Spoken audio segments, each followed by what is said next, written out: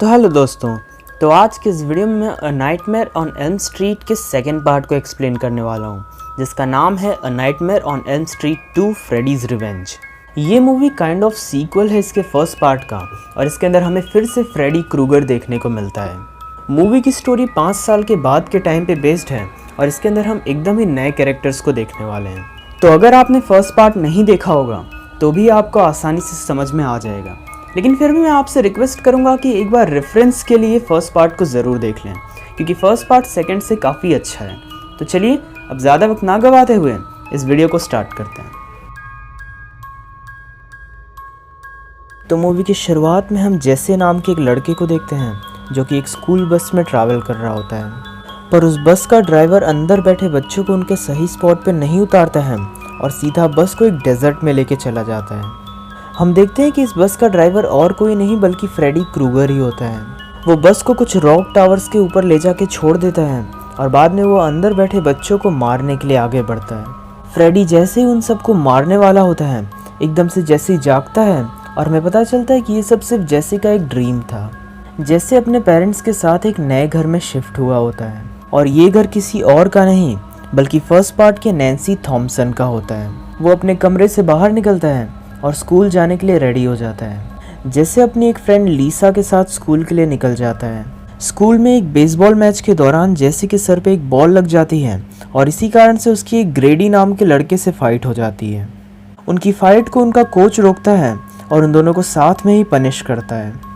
Punishment के दौरान वो दोनों काफ़ी अच्छे दोस्त बन जाते हैं, और ग्रेडी जेसी को बताता है कि जिस घर में वो लोग रहने के लिए आए हैं उसकी काफ़ी बुरी हिस्ट्री है। उस घर में कई लोगों की अननोन तरीके से डेथ हो चुकी होती है, और ये सब सुन के जेसी काफ़ी सरप्राइज्ड हो जाता है। उसी रात जेसी को एक ड्रीम आता है और वो फ्रेडी को देखता है। फ्रेडी जेसी से कहता है कि तुम्हारे पास बॉडी है और मेरे पास दिमाग, और हम दोनों मिलके लोगों को मारेंगे। पर जेसी ये सब देख के काफ़ी डर जाता है और तभी उसकी आँख खुल जाती है। अगले दिन जैसे अपने कमरे को साफ कर रहा होता है और तभी लीसा उससे मिलने के लिए आती है।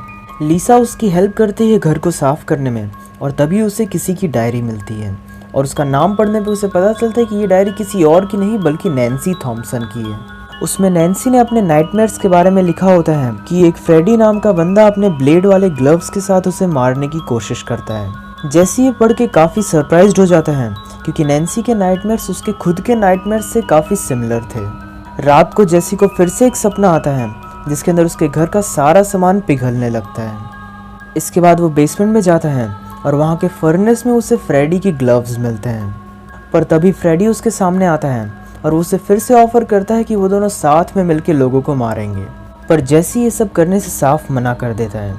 इसके बाद फ्रेडी वहाँ से गायब हो जाता है, लेकिन उसके ग्लव्स तब भी वहाँ पे होते हैं। स्कूल में जैसे वो डायरी लीसा को दे देता है, और तभी उनकी फ्रेंड कैरी आती है जो आने वाली पार्टी के बारे में उन्हें बताती है। जैसे कि घर में काफ़ी अजीब अजीब से इंसिडेंट होने लगते हैं, जैसे कि पिंजड़े में रखी चिड़िया अपने आप ही मर जाती है और दूसरी चिड़िया हवा में उड़ते उड़ते ब्लास्ट हो जाती है। जैसे कि पेरेंट्स इन सब का जिम्मेदार उसे ही मान रहे होते हैं, और इस बात से वो खुद भी काफ़ी सरप्राइज्ड होता है। जैसे कि नाइटमेयर्स बढ़ते ही जा रहे होते हैं, और इसलिए खुद को लगातार जगाने की कोशिश करता है। रात को वो एक बार में जाता है जहाँ पे उसके कोच उसे पकड़ लेते हैं। वो उसे स्कूल वापस लाते हैं और पनिशमेंट के तौर पे उसे ग्राउंड के कई चक्कर मारने के लिए कहते हैं। वो कोच जब शावर में होता है तभी फ्रेडी वहाँ पे आता है और वो उसे वहीं पे मार डालता है। कोच के मरने के बाद हम जेसी को सामने आते हुए देखते हैं, और उसके हाथ में फ्रेडी का ग्लव होता है, और साथ ही साथ उसके पूरे बॉडी पे खून लगा हुआ होता है। जेसी को कुछ पुलिस वाले उसके घर पे छोड़ के आते हैं, और उसके पेरेंट्स को बताते हैं कि उन्होंने जेसी को इसी हालत में सड़क पे घूमता हुआ पाया था। उसके पेरेंट्स को लगता है कि या तो जेसी ड्रग्स ले रहा है या तो उसे कोई मेंटल प्रॉब्लम है।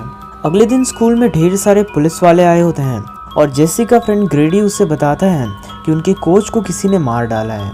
जेसी के नाइटमेयर्स बढ़ते ही जा रहे होते हैं, और उसे हमेशा अजीब अजीब से सपने आ रहे होते हैं। अगली सुबह लीसा उससे मिलने के लिए आती है, और वो उसे एक पुराने पावर प्लांट पे लेके जाती है। वो उसे बताती है कि फ्रेडी क्रूगर यहाँ पे काम करता था, और एक दिन उसने 20 बच्चों को किडनैप किया और यहाँ पे लाके मार दिया। जेसी का खुद पे कंट्रोल नहीं रहा होता है, और वो काफ़ी अजीब अजीब सी हरकतें कर रहा होता है। एक रात वो अपने हाथ में फ्रेडी के ग्लव्स पहनता है और अपनी बहन को ही मारने के लिए चला जाता है, पर तभी उसे होश आता है और वो वहाँ से वापस आ जाता है। वो खुद को जगाए रखने के लिए अलग अलग पिल्स ले रहा होता है ताकि वो फिर से किसी को नुकसान न पहुंचाए। इसके बाद लीसा के पूल पार्टी का टाइम आ जाता है और वहाँ पे जेसी भी आया होता है। जेसी जब लीसा के साथ होता है तब वो किसी और ही चीज़ में ट्रांसफॉर्म होने लगता है और ये देख के वो खुद डर जाता है और वहाँ से भाग जाता है। वो सीधा अपने दोस्त ग्रेडी के घर पे जाता है और उसे बताता है कि उसकी बॉडी में कोई घुसने की कोशिश कर रहा है। वो ये भी कन्फेस करता है कि उनके कोच को और किसी ने नहीं बल्कि उसने ही मारा है और साथ ही साथ वो ग्रेडी से रिक्वेस्ट करता है कि वो यहाँ पे सोने वाला है और अगर कुछ भी हो तो वो उसे बाहर न जाने दे और साथ ही साथ उसे जगा दे।